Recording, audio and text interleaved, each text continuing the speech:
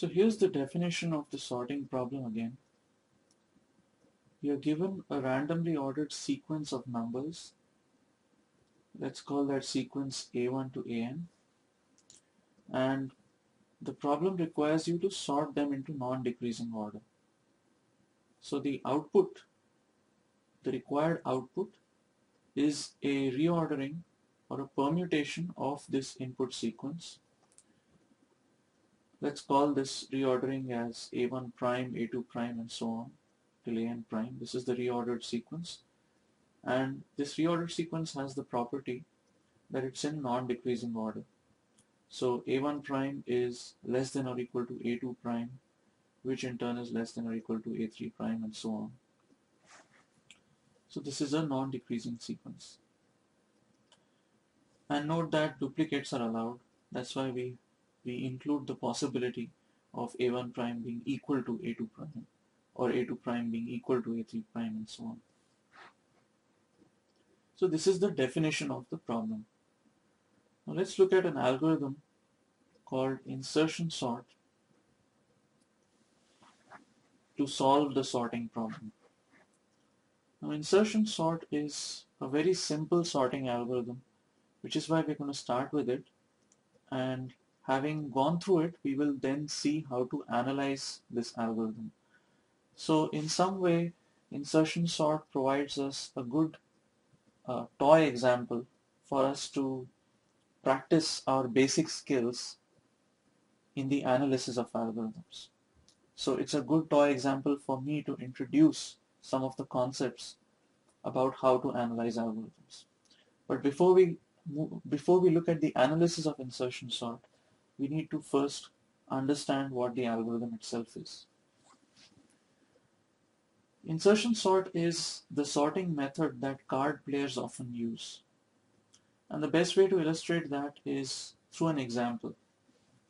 So assume that the input sequence that is given to you is the following: 20, 35, 18, 8, 14, 41, 3, and 39. Now just imagine these to be numbers written on cards. So this is a stack of cards with 20 at the top and 39 at the bottom. And you can see that it's unordered, it's not sorted. Now if you're a card player, the way you'll sort these cards is by, let's imagine yourself opening your left hand, which is initially empty. And then with your right hand, you pick out the first card from the stack. So you pick out card number 20, the card which has a value of 20, and you insert it into your hand.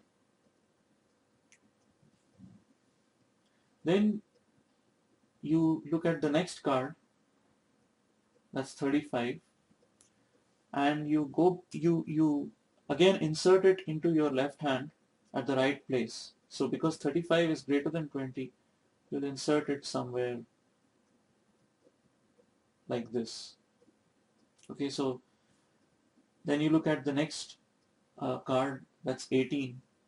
So you'll take that card and again insert it into your left hand. Now you have already two cards in your left hand, 20 and 35, and you're going to insert this card 18 at the right place. So because 18 is less than 20, you're going to put it over here like this. Then you look at the next sequence in the stack, the next card in the stack, which has a value of 8, and you'll insert this card over here. The next card in the stack is 14, and 14 will be inserted somewhere over here. The next card is 41. 41 will be inserted over here. Next card is 3. 3 will be inserted like this. And finally the last card is 39, and 39 is going to go over here.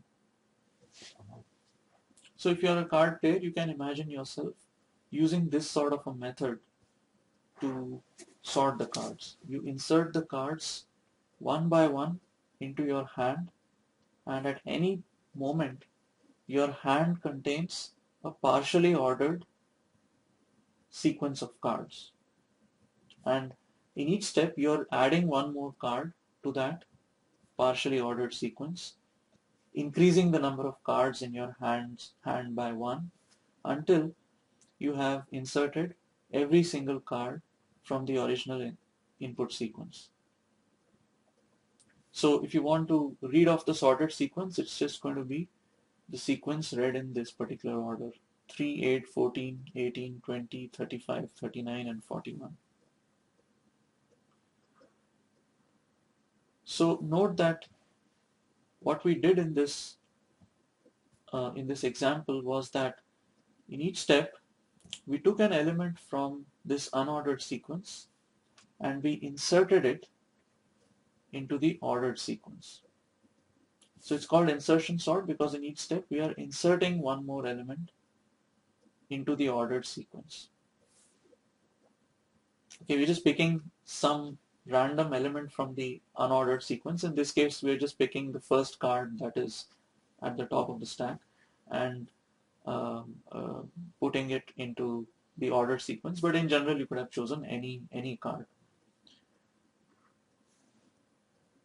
And we are building this sorted sequence one element at a time. So initially we started off with there being no cards in your hand or just one card in your hand.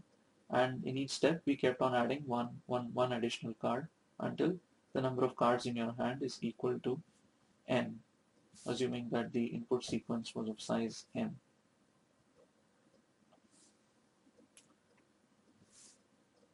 Now this is good as far as visualizing the algorithm goes. This method of imagining yourself as sorting cards helps you understand what insertion sort, how insertion sort really works. But if you're implementing it on a machine, your ordered sequence is going to be maintained in an array, right? You're not going to be putting those numbers into your hand, but they're going to go into an ordered or a partially sorted array.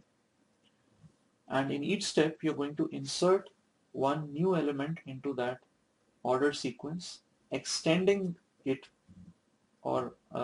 extending it by one more element.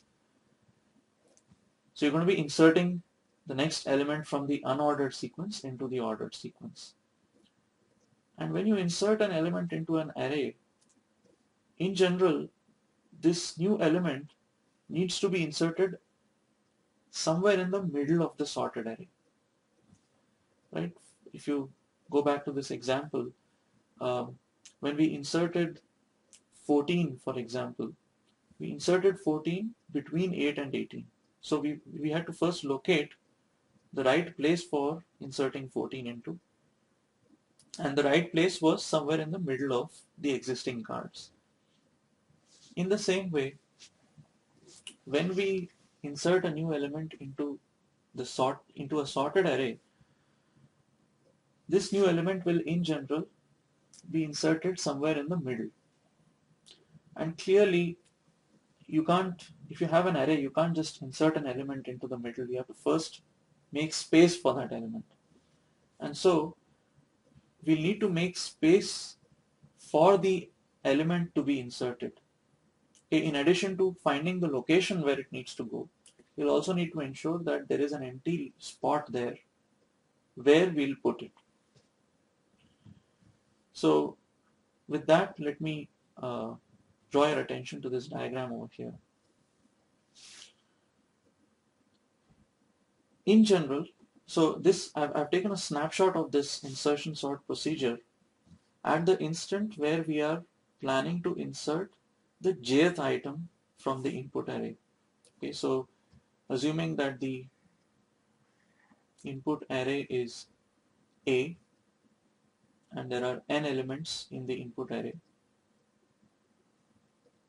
Okay, and this input array is unsorted, it's unordered, and we are at a stage where we have inserted the first j minus 1 elements from the input.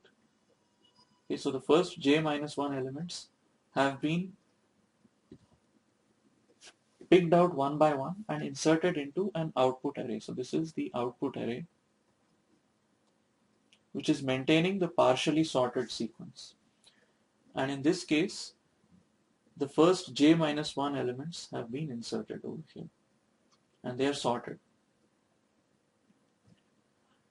Now, in the jth step, what we're going to do is we're going to pick the jth element from here, from the input array, and let's call this element, let's assume that the value of this element is some number x. So we pull out x from the input array, and we now have to find a location. We have to find a location within this sorted sequence where x needs to go. How do we find the location where x needs to go? Well, because we know that this sequence is already sorted. In general, x is going to go into such a spot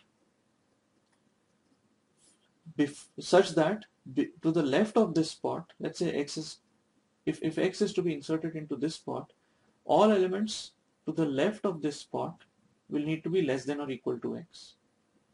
And all elements to the right of this spot will need to be greater than x. Right? That's by definition, this is the right spot for x to go if we need to maintain this sequence in a sorted order. So what we'll do is we will start scanning the array from the right end, okay, that is from a of j minus 1, and we'll start shifting these elements one place to the right as we scan to the left. Right? Remember that it's not good enough to just find the location where x needs to go. We also have to shift, we also have to make space for x to be inserted over here. And the way to do that is by pushing all these elements which are greater than x to the right by one place. And of course, one way to do it is to first find the location where x will go and then to push all these elements one place to the right. A simpler way to do it is to keep pushing elements to the right during the scanning process itself, during the searching process itself. Right? So you start searching the right location for x starting from a of j minus 1. If a of j minus 1 is greater than x, we know that x, the right location for x is somewhere to the left. So then you look at the next element in line. If this is also greater than x, then we look at the next element. And as we are looking at these elements, we are going on storing them not in the place where they were, but one place to the right. So a of j minus 1 is going to go, O of j minus 1 is going to go into O of j. This will be shifted one place to the right. When I look at this element, this will be shifted one place to the right, and so on, until I come to a point where the next element that I'm looking at in this output array is going to be less than or equal to x. In that case, I'm not going to shift this element one place to the right, but I'm just going to insert x directly into this empty spot. Note that this spot must necessarily be empty because when I examine the element at this location, I would have moved it to the right after examining and discovering that it's greater than x. So when I look at this element, this spot must be empty. And because it's an empty location, I can directly then insert x into it as soon as I discover that this is the right location for it. So I have explained this in this loop here. Note that I haven't used a formal programming language to explain the algorithm. I've used a more informal language. This is called pseudocode.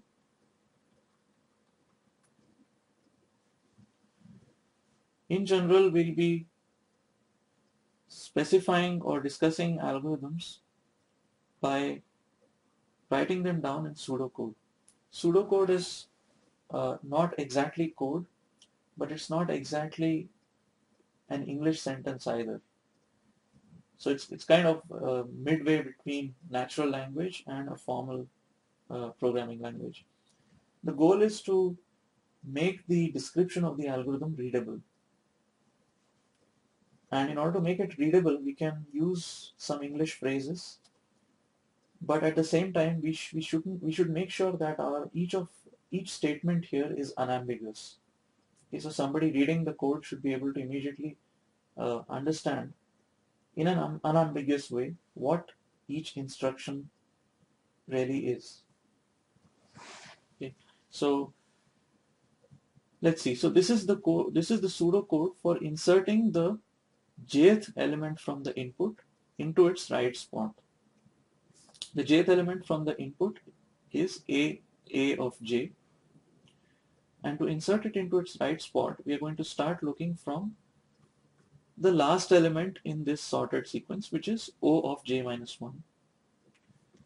And we are going to scan the elements to the left of this, starting from this location.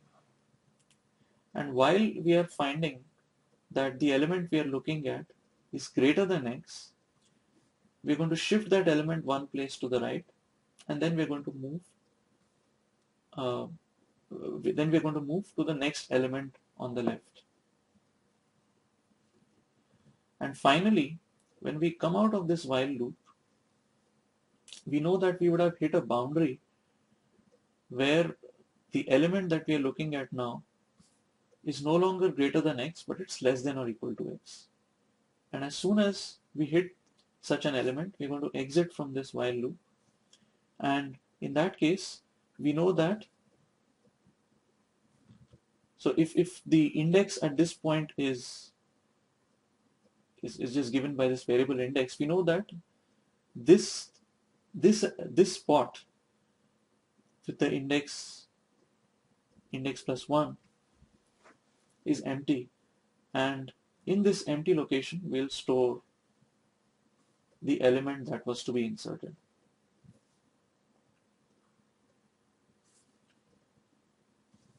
Now it's also possible that all of these elements may be greater than x. If all of these elements are greater than x, that is, the element that we've chosen for inserting is less than all of these elements over here, then we'll end up shifting all these elements to the right, and we'll end up at the very first location of the array. So when we look at when you look at O of 1, we're going to find that O of 1 is also greater than x. We're going to shift it to the right, and then we're going to move to index 0. But index 0 is invalid. Right? So we want to make sure that we don't cross this boundary. And so in addition to saying that O of index should be greater than x, we want to also account for that boundary condition where we cross the left end of the array. So you need to ensure that index is greater than 0. If it turns out that we terminate only when index becomes equal to 0, then we know that the first location would have been empty, because when we had looked at the first element, we would have found it to be greater than x, and we would have shifted it one place to the right. So the first location must be empty, and so we'll insert x into O of 0 plus 1, which is O of 1. So we would have exited this loop when index became 0, and so O of 1 would have been the spot to insert x. So there are these two conditions which need to be satisfied for us to continue the loop. As long as we haven't hit this boundary, this red boundary, and as long as we haven't crossed the left end of the array, we'll keep shifting the element we are currently looking at one place to the right, and then decrement our index to look at the next location on the left.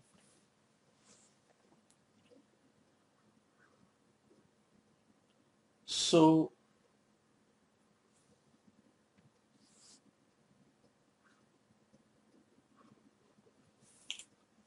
one thing that I have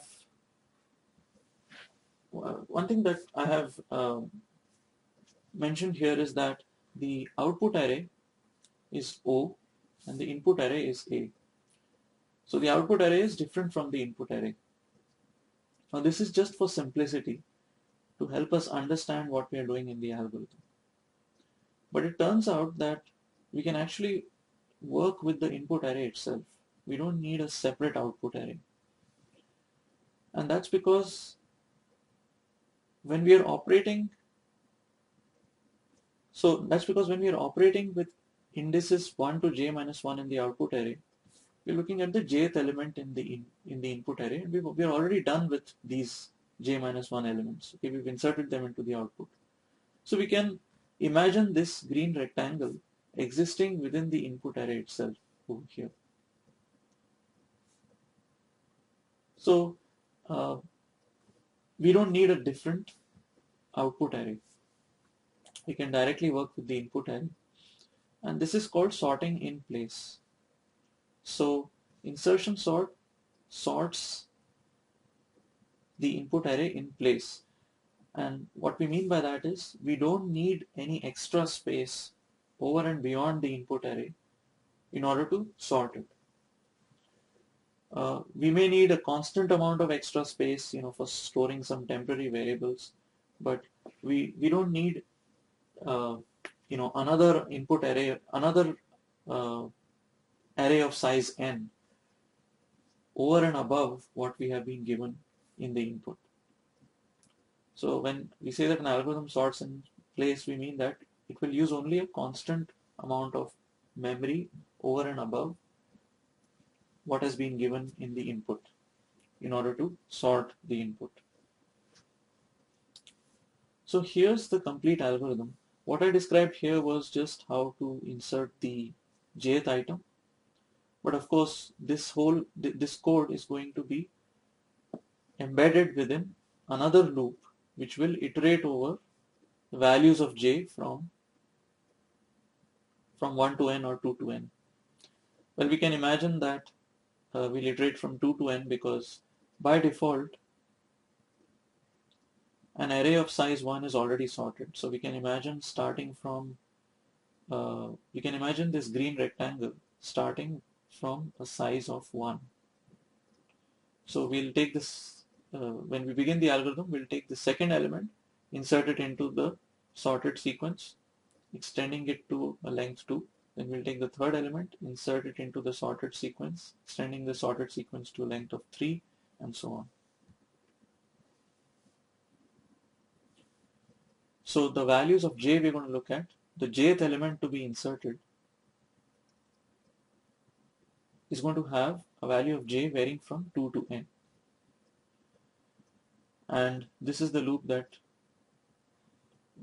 we've already seen on the previous page, where we are going to insert the jth element.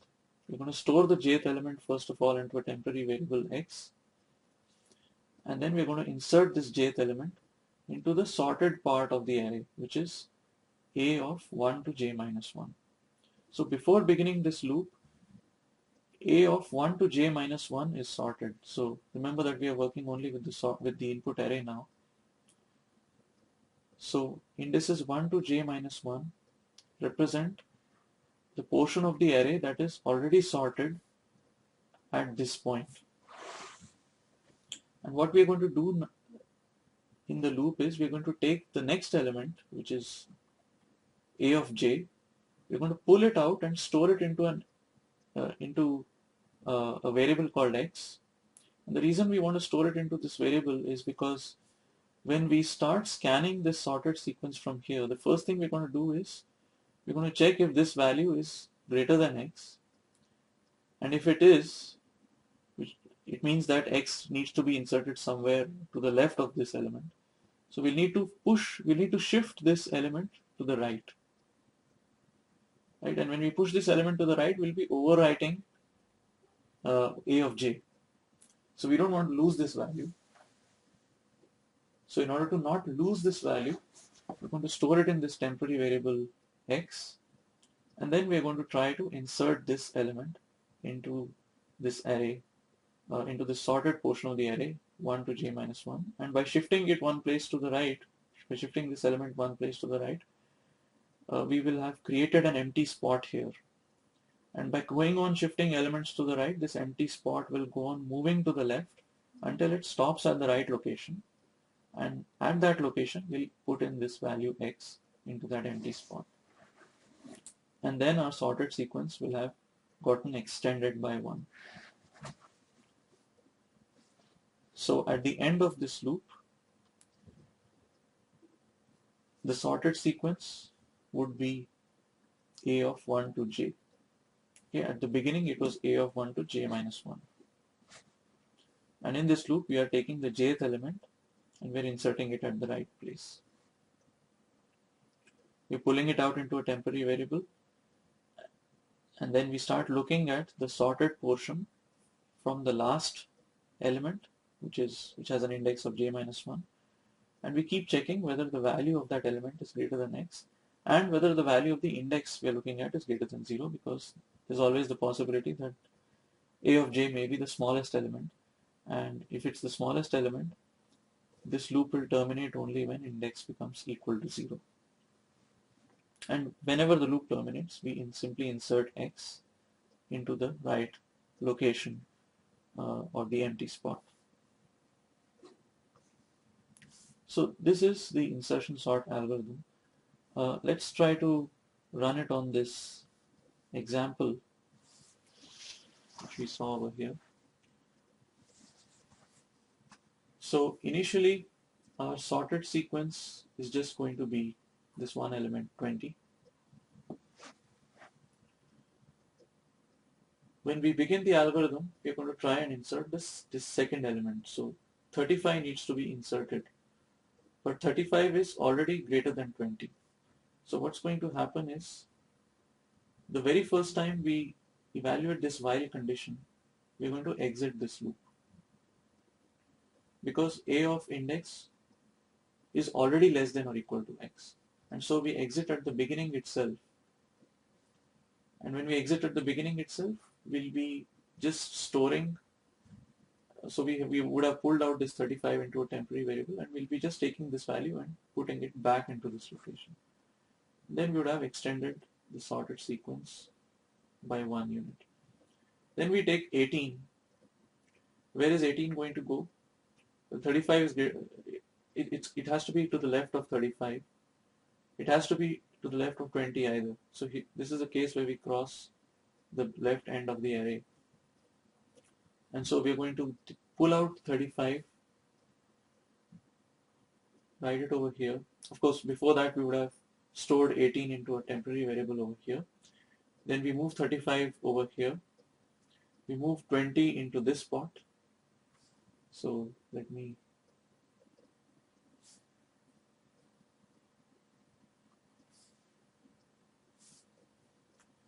So when you pull out 18, this was 35, and we move 35 one place to the right, and then we move 20 one place to the right, and this location now becomes empty. And when we cross the left end of the array, we exit the while loop, and then we're going to put this 18 in the first location. So now we have 3 elements sorted. In the same way, when we try to insert the fourth element, 8, into this sorted portion, we are again going to 8 is less than 35, 8 is less than 20, 8 is less than 18. So we are again going to run over the left end of the array. Each of these elements is going to be pushed one place to the right, and there will be an empty spot created here, into which 8 will then go. So it will look like 8, 18, 20, 35. In this portion is going to look like this. Then when we try to insert 14, 14 is going to go, 14 is less than 35, 14 is less than 20, 14 is also less than 18, but 14 is greater than 8. So 14 is going to go over here. And because these elements would have been pushed one place to the right, at the end of the next iteration, we're going to have 8, 14, 18, 20, and 35. That's how these 5 elements are going to look like. Then when we try to insert 41, 41 is already greater than 35. So we're going to exit the while loop immediately, and 41 will remain where it is. So now we have expanded our sorted portion to 6 elements. Then when we try to insert 3, we are again going to run over the left end of the array, because 3 is less than all of these elements. And so all of these elements will be shifted to the right, and the empty spot will be created at the beginning And so let me write it here. So we're going to have 3, 8, 14, 18, 20, 35, and 41. That's how this sorted portion is going to look like. And finally, when we try to insert 39, 39 is, we're going to pull it out into a temporary variable, obviously. And we're going to move 41 over here. And then we're going to find that 39 is greater than 35. So 39 is going to go over here into the empty spot that is created here when 41 moved here. And so the final sorted array is going to look like this. 3, 8, 14, 18, 20, 35, 39, and 41.